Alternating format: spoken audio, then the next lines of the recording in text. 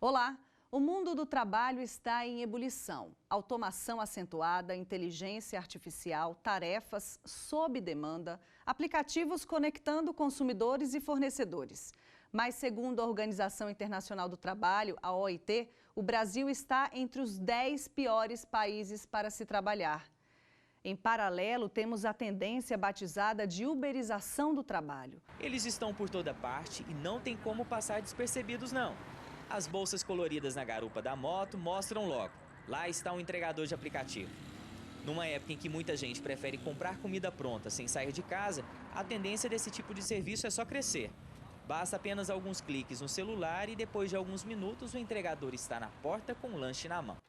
Augusto é um deles, faz entregas há 4 meses. Chega a rodar 10 horas por dia e só descansa aos domingos. Ele estava desempregado quando decidiu trabalhar no ramo. Devido a crise, né, que a gente está se passando no momento no país, né, essa dificuldade de se encontrar um emprego formal, registrado em carteira, as portas do mercado estão bem fechadas mesmo. A gente encontrou essa forma terceira, né, de trabalhar em aplicativo de delivery, que foi a solução mais fácil, até mesmo para poder conseguir um mantimento em casa. A realidade de Augusto é a mesma de muitos brasileiros que encontraram nesse tipo de serviço uma forma para sobreviver.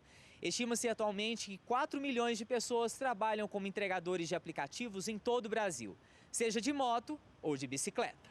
Tiago pedala cerca de 70 quilômetros por dia para fazer as entregas. Mesmo sendo cansativo, para ele a autonomia que o serviço oferece é bem vantajosa. Uai, mano, eu acho massa pedalar. Também tem essa parte aí do chefe aí, que ninguém conversa na sua cabeça, né, mano? Aí é de boa. É massa por causa disso, né? Não tem encheção de saco e você faz seu horário, né, mano? Você entra a hora que você quer, você sai a hora que você quer, você faz seu dinheiro. É mais de boa. E para debater o assunto, estão comigo aqui no estúdio Newton Marques, economista e professor da UNB, e Cláudio Janotti da Rocha, doutor em Direito do Trabalho e professor da UFES. Sejam bem-vindos ao fórum, muito obrigada pela presença de vocês. Bem, temos então na reportagem vários pontos, né, para a gente refletir. É difícil realmente sopesar o que a economia precisa, o que o direito tangencia, mas eu vou começar com o Janotti. Professor Janotti, seja de moto ou seja de bicicleta, nós temos essa tendência, né, que estão chamando de uberização do trabalho, não pela empresa, né, não pela plataforma, mas as pessoas estão chamando dessa forma. Como é que o direito, diante dessa reforma trabalhista, enxerga essa modalidade, que é só uma das modalidades, né? Muito obrigado, Jordana, por esse espaço aqui tão importante. Também cumprimento o professor Newton. E a sua pergunta, hoje, é o maior desafio atual do direito do trabalho. Como lidar e como regulamentar essa nova geração de relações empregatícias que foram inseridas na CLT a partir da reforma trabalhista. A reforma trabalhista, em síntese, ela trouxe uma miscigenação laboral. Por quê? Ela normatiza e permite, né, uma mistura de relações de emprego. Antes nós tínhamos somente uma normatividade de relação de emprego, que era a relação de emprego tradicional, que era o empregado presente de maneira física, pessoal, subordinada, onerosa e habitual dentro da empresa. Agora não. Agora, principalmente com a figura do intermitente, você coloca a empresa dentro dos espaços públicos, né? Igual a matéria acabou de mostrar, né? Nós temos motociclistas ocupando espaços públicos, né, para trabalhar. Então, esse é o maior desafio hoje do direito do trabalho brasileiro, é como que vai ser regulamentado tanto pela jurisprudência, pelos tribunais, quanto pela doutrina e principalmente no dia a dia da vida dos nossos trabalhadores. Professor Newton, fala-se muito em empreendedorismo, né? Empreendedorismo é algo que salva, de certa forma, a economia, a questão da crise. A gente tem um volume de pequenas empresas abertas, extraordinário, né? Um volume muito grande. Por outro lado, a gente tem um número grande de empresas fechando também, né? Porque muitas vezes são pessoas que não estão preparadas para essa abertura, né? Do ponto de vista econômico, também é difícil regular toda essa situação? Por exemplo, um profissional que abre um MEI, uma empresa MEI, né? E às vezes tem algumas relações de trabalho formal. A criação do MEI, né, do microempreendedor individual, foi uma resposta à questão de resolver o problema do emprego e renda. Porque a partir do momento que as pessoas perdiam o emprego por conta da crise, que isso é um fenômeno realmente que nós, economistas, deveríamos nos preocupar. Até comentei com o professor Cláudio que a primeira aula de economia devia dizer como resolver o problema do desemprego, porque eu acho que é muito mais grave do que até mesmo um controle da inflação ou uma estabilidade econômica, entendeu? Porque as pessoas que não têm emprego, elas passam a não existir. Entendeu? Elas viram pária, entendeu? Então, é importante a gente dar dignidade para o cidadão, para a pessoa humana, uma garantia de emprego de forma que ela consiga ter um emprego e renda, que é justamente o que foi a criação do microempreendedor individual. Mas aí você tem que criar toda uma engenharia financeira para permitir com que a carga tributária não incida tanto e que ele tenha condição de poder, né, participar dentro de uma organização produtiva de tal forma que aquilo ali, ele vai sair da estatística do desemprego, mas ao mesmo tempo ele vai contribuir para o crescimento do próprio produto. Porque a gente só vê mesmo que a questão do desemprego pode ser resolvida com o crescimento do produto. A renda da população tem que crescer. Sim. Entendeu? Para permitir com que realmente, se a gente for ver os exemplos dos países desenvolvidos, né, professor Cláudio, sim, a gente vai ver que realmente só pode resolver o problema do desemprego com a economia crescendo. E aqui, por exemplo, a gente tem uma dificuldade muito grande, que há quanto tempo que a gente imaginava que nós poderíamos crescer 6% ao ano, e a gente agora diz que o crescimento pelo emprego é 3%, quer dizer... Aí você fala, como é que a China consegue crescer 2 dígitos e a gente tem dificuldade aqui num país, né, que realmente tem condições, porque nós temos aqui os fatores de produção, só não falta capital e tecnologia. Mas isso os outros têm e pode justamente fazer a parceria. Então a gente tem uma mão de obra muito grande, nós temos matérias-primas. Então essa questão fundamental de a gente poder resolver esses problemas, o microempreendedor individual foi uma resposta. Agora, está surgindo outras coisas, como é o caso da uberização, que a gente tem que ver de que forma que se insere nesse contexto para não deixar com que a gente deixe o tipo de emprego sem algum tipo de proteção. Tem que resolver a questão tributária, porque também o governo precisa fazer políticas públicas, e tem que ver a questão também de como é que vai contribuir para o crescimento da renda e do produto do país. Do ponto de vista legal, professor Janotti, eu, enquanto MEI, o que eu devo me atentar ao quê? Para não ter a característica de um trabalhador formal. Depois eu volto com a MEI, com o professor Newton, mas a questão, para que não caracterize um trabalho formal, sim, eu preciso estar atento ao quê? Sim, é muito importante, só pegar um gancho no que o professor Newton disse, né, que a reforma trabalhista ela teve como substrato, né, ela foi consubstanciada na diminuição do desemprego, de que ela iria ensejar novas formas empregatícias, que o número do desemprego iria diminuir. Só que nós estamos vendo o contrário, que é o número do desemprego aumentando e o número de subempregados também, subutilizados, né, também aumentando. Hoje nós já temos quase 14 milhões de desempregados e quase 29 milhões de subutilizados. Esse número é alarmante. Por quê? Porque quanto mais gente vai para o berço do direito do trabalho, vai para o direito do trabalho, passa a ter direitos mínimos regulamentados, mais o Estado arrecada. Então, isso é importantíssimo, que é uma matéria de ordem pública. É uma política pública na qual vai ensejar efeitos para a economia, né? Quanto mais o Estado arrecada, mais ele pode fazer serviços públicos. E respondendo a sua pergunta, Jordana, o ponto central da relação de emprego, né, a pedra de toque, se chama subordinação. Só que a subordinação ela é fruto de um direcionamento, de uma racionalidade da dependência. A lei não fala subordinação. O artigo 3º da CLT, reconhecendo a dependência econômica que o trabalhador tem perante o trabalho que ele realiza, não menciona subordinação. Só que a dependência, né, que é normatizado, o elemento fático e jurídico, é muito amplo. Então, a doutrina e a jurisprudência, né, deram uma racionalidade falando, olha, dependência econômica é uma subordinação. Então, a subordinação é um tipo de dependência econômica. Só que, Jordana, qual que é o momento crítico do direito do trabalho, né? O momento crítico do direito do trabalho foi um momento na década anterior. Por quê? Porque nós tínhamos, né, a relação de emprego tradicional sendo o epicentro. E os empregadores, para reduzir os custos, começaram a criar, né, rotas de fuga, vias de acesso paralelas para reduzir o seu custo e vender seu produto mais barato. É o que a gente estava conversando aqui com o professor Newton, né, antes do programa entrar no ar. Então, a partir desse momento que os empregadores, para reduzir os custos, começaram a fraudar direitos trabalhistas, né, nós criamos um contingente, né, invisível social que não era regulamentado e, por isso, não contribuía para a economia brasileira. Né, por estar a mais da sociedade, eles não estavam contribuindo. Isso criou uma bolha, isso criou um bung na economia brasileira e que precisou de ser resolvido, né, com a reforma trabalhista normatizando.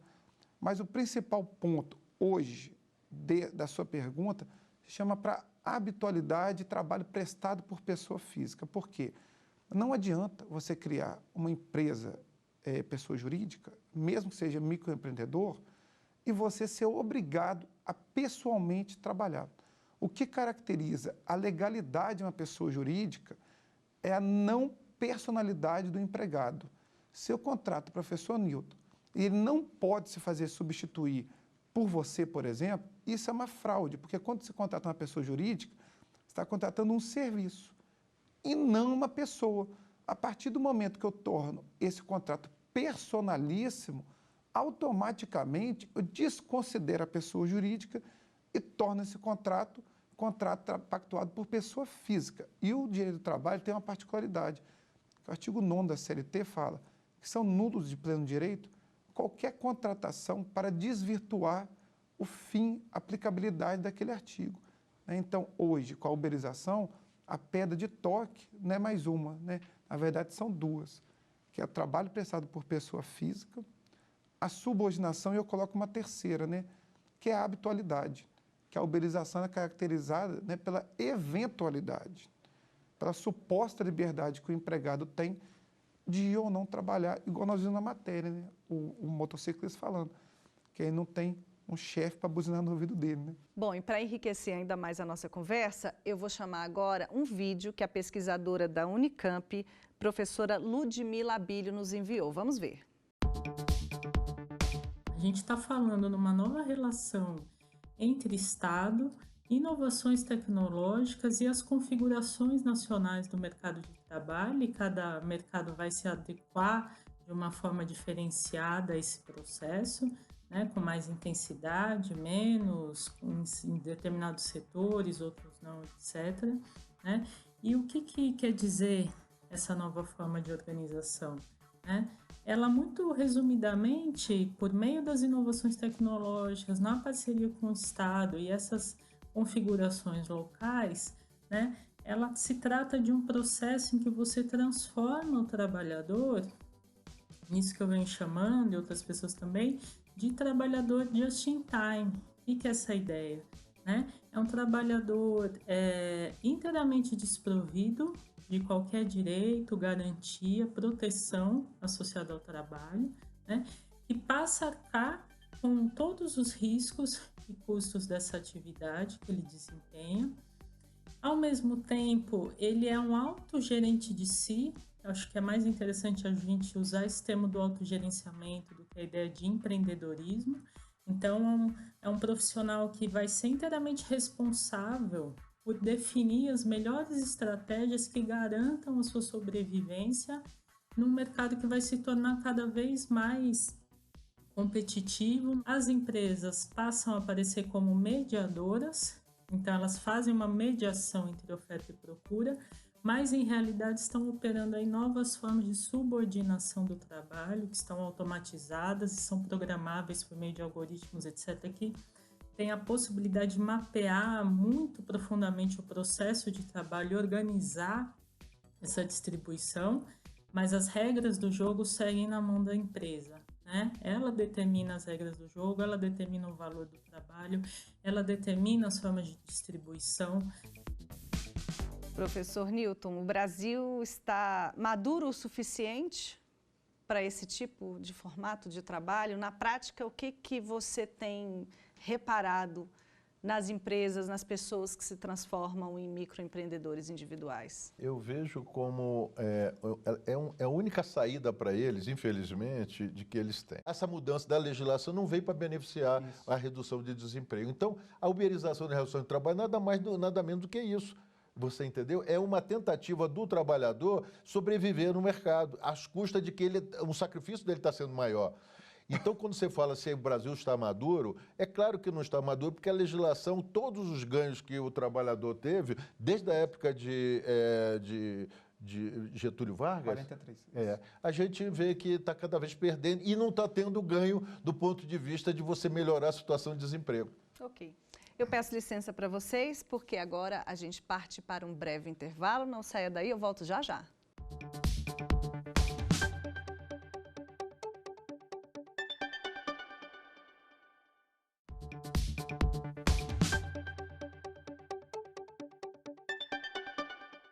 O Fórum está de volta. Estamos falando hoje sobre o mercado de trabalho no Brasil e os desafios dos novos formatos. Professor Janoty, nós citamos no primeiro bloco o dado da OIT, né? O Brasil está entre os 10 piores países para se trabalhar.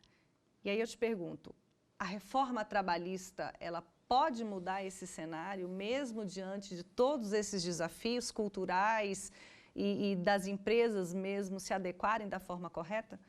Não, ela vai piorar. Por quê? Porque as novas formas empregatícias, né, advindo da reforma trabalhista, elas estratificam a sociedade, que é o intermitente, o teletrabalhador, a pejotização, a terceirização. Porque, igual o professor Newton colocou aqui com muita propriedade, né, o que faz melhorar o sistema econômico de um país é a demanda. Não tem como, né? E como que se aumenta a demanda? Com o poder de ganho do empregado.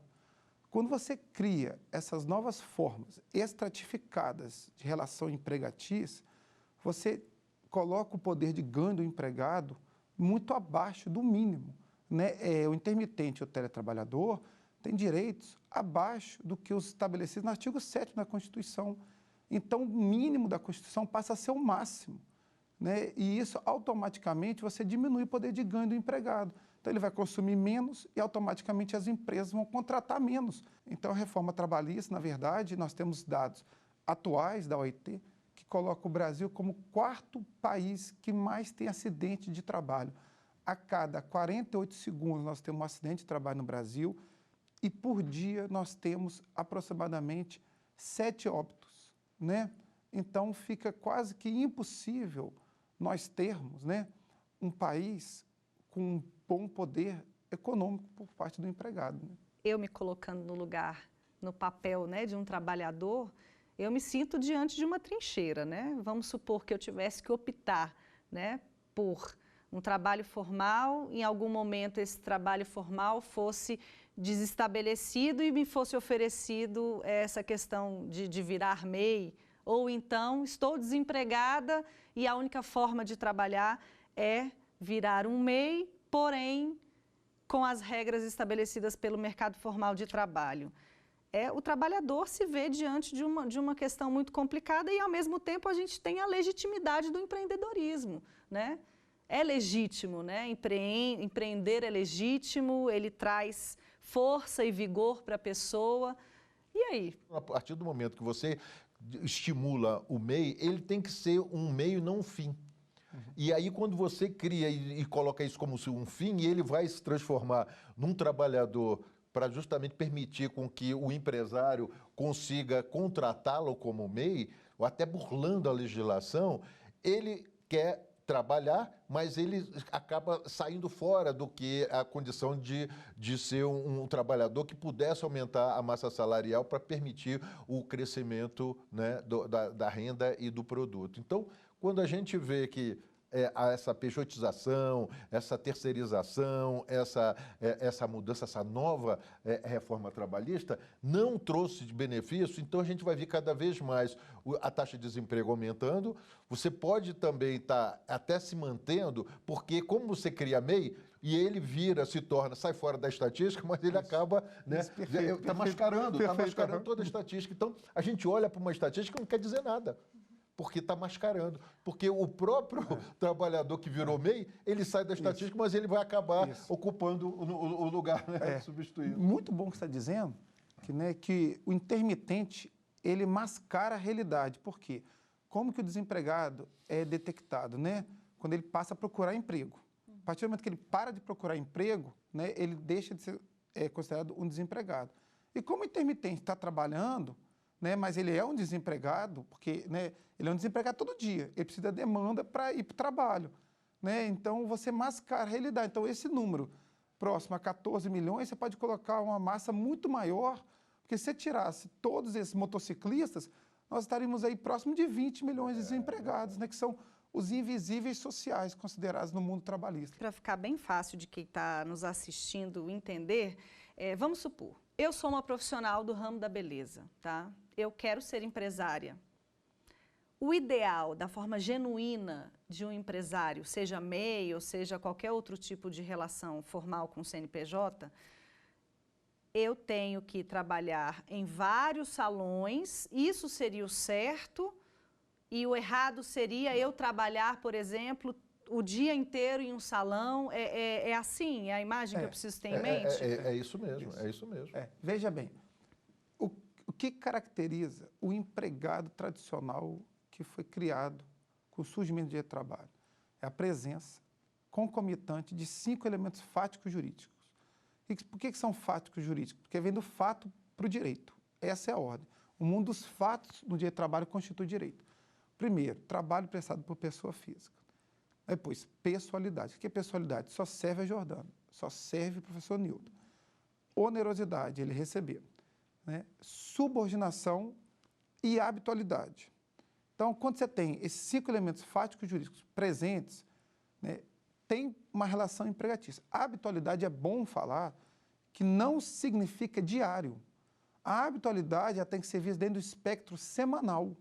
Né? Você pode ter um empregado que vai uma vez por semana na sua casa, salvo o doméstico, conforme a lei complementar 150, tem que ser 3 vezes por semana, mas sem ser o doméstico, uma vez por semana você consegue caracterizar.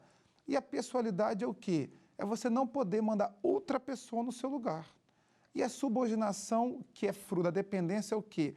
É uma forma de controle. Se você tem uma forma de controle, hoje é importante falar que a forma de controle, ela se dá muito mais de uma maneira telemática, instrumental, através de computadores, plataformas, startups, do que necessariamente um controle físico. Então, estando presentes 5 elementos fáticos jurídicos, é um empregado. Né? O MEI ele tem que ter ausente o quê? A pessoalidade, a habitualidade, a subordinação. Né? Estando ausentes um dos elementos fáticos jurídicos, não é empregado. E, na realidade, isso não está acontecendo, né, professor? É verdade. Então, se a gente quer avançar, conforme você falou da economia madura, nós estamos regredindo. Entendeu? Que avanço é esse? Por isso que a gente da estatística está lá embaixo. Quer dizer, então tudo que a gente tem feito ao longo desses anos para dizer, acreditar de que a redução dos encargos trabalhistas é que vai dar um ganho para aumento do nível de emprego, ou mesmo a ocupação, a gente não tá acontecendo isso, não está dando as condições para que aconteça. Então, perde-se as garantias, né, do trabalhador, que foram adquiridas lá nos anos 40, e a gente não vê nenhum tipo de avanço do ponto de vista do crescimento da economia, porque, olha só, o próprio crescimento da economia precisa desse aumento da massa salarial. E o próprio governo, junto com o empresário, está tirando essa oportunidade de aumentar essa massa salarial para ver essa recuperação da economia. O que adianta você querer ter uma redução de custos se você não tem mercado? Temos um desafio longo pela frente, né, professor Janotti? O maior beneficiado com o dia de trabalho é o Estado. Por que o Estado? Porque através do contrato de trabalho você tem efeitos endógenos, que é para o empregado receber mais, e os exógenos. Os exógenos vão para o Estado. Por exemplo, igual o professor Nilton colocou, um dos efeitos exógenos é o tributo previdenciário. Outro exemplo, imposto de renda. Outro, FGTS. Então, o Estado brasileiro tem a sua maior malha de arrecadação a partir da carteira de trabalho. Quando você cria estereótipos, nomenclaturas, né, que diminuem o poder de ganho do empregado, o Estado vai arrecadar menos. Você até falou 60%? 60% da malha tributária do Estado advém da carteira de trabalho. Então, quando você faz uma reforma trabalhista diminuindo o poder de ganho do empregado, automaticamente você prejudica a Previdência, porque o Estado vai arrecadar menos, porque se a base de cálculo é o salário diminui, os 8%, 9% ou 11% da Previdência vão ser menor. O imposto de renda vai ser menor, o FGTS vai ser menor. Jordana, nenhum país do mundo saiu de uma crise reduzindo dinheiro trabalhista. E mais, países desenvolvidos como Alemanha, França, Holanda, né, Suíça, Áustria e o próprio Estados Unidos da América, que tem que ser dito, você tem um salário hora altíssimo. Você tem, né, o poder de ganho real do empregado. Os Estados Unidos é o país do consumo, é o país da demanda. É o país do empreendedorismo, é o país do inclusive, empreendedorismo, da demanda, né? Então, o Brasil só vai conseguir sair dessa crise profunda quando a classe trabalhadora tiver um poder de ganho, de gasto grande. Por quê? Aí você circula dinheiro, o Estado arrecada mais, o empreendedor, o empresário vende mais e automaticamente ele vai ter que contratar mais. Essa é a ordem econômica, né? Lógica. Essa é a lógica do sistema. O capitalismo precisa do direito do trabalho como peça de engrenagem. É o direito do trabalho que dá segurança jurídica. Não é retirando o direito do trabalho. É o direito do trabalho que dá a segurança jurídica para o empregador produzir e ter certeza do que vai vender. Ok, é um assunto que não se esgota aqui, né? Possivelmente, quando esse programa for ao ar, muitas coisas terão mudado, né? Porque realmente é isso que acontece, as coisas mudam numa velocidade muito incrível, né? Principalmente por causa da tecnologia. Eu agradeço muito a vocês, muito obrigada, professor Newton, pela presença. Eu que agradeço esse convite, está aí sempre à disposição de vocês. Muito obrigada, professor Janotti. Eu que te agradeço, parabenizo a TV Justiça, né? Você e toda a sua equipe técnica aí. Também agradeço, né, professor Newton, pelo diálogo aqui saudável e muito produtivo. Obrigada. E o Fórum termina por aqui. Você pode acompanhar as notícias da TV Justiça também nas nossas redes sociais, YouTube, TV Justiça Oficial e Twitter, @TV Justiça. Até logo.